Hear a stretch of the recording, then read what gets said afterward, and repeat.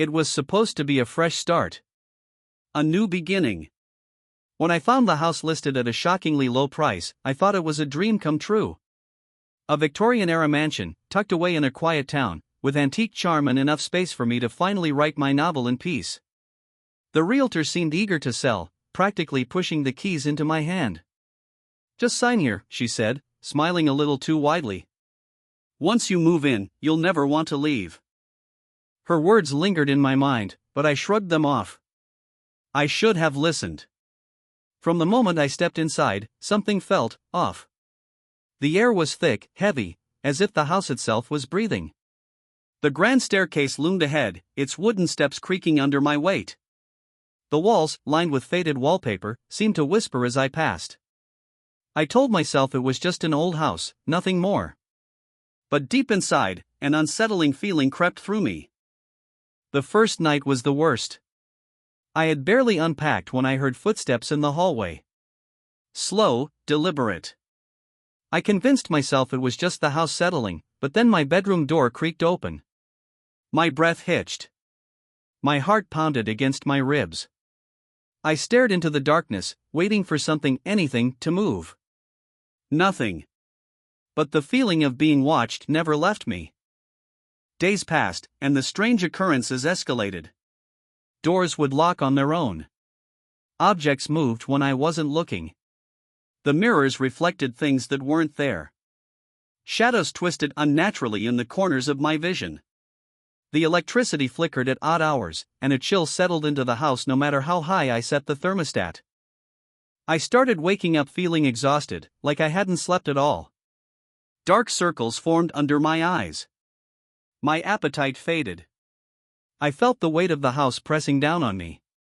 One morning, I found scratches on my arms, deep, red lines that burned when I touched them.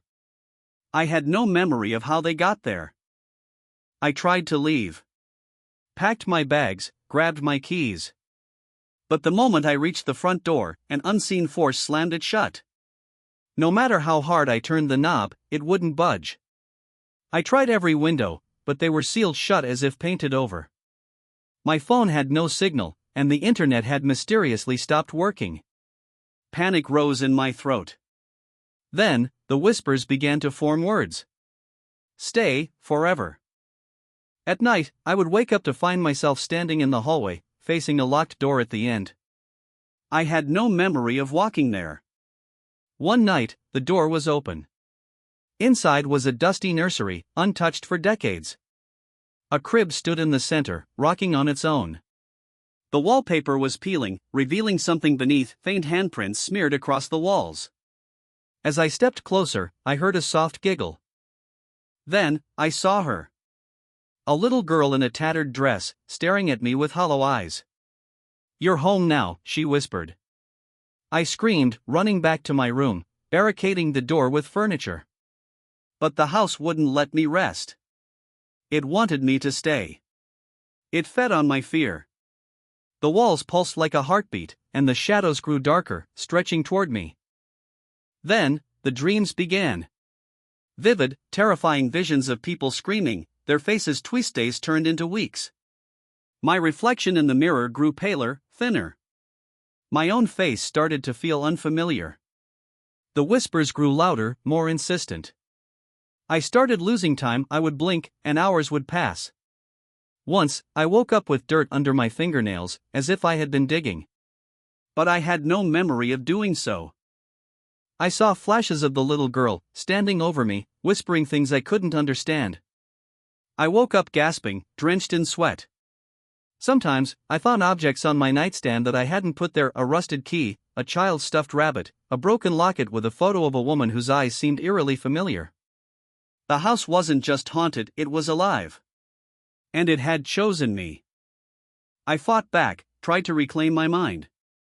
I set alarms, forcing myself to stay awake. I scrawled notes on the walls to remind myself who I was. But the house was relentless. It whispered my name, filling my head with thoughts that weren't mine. I began to forget things: what day it was, why I had come here in the first place. My past blurred like a fading photograph. One night, I found myself in the basement, clutching a rusted shovel. A gaping hole lay before me, the scent of damp earth filling my nose. The whispers guided me, urging me to dig. My hands trembled as I unearthed something solid, a wooden box. My breath caught as I pried it open.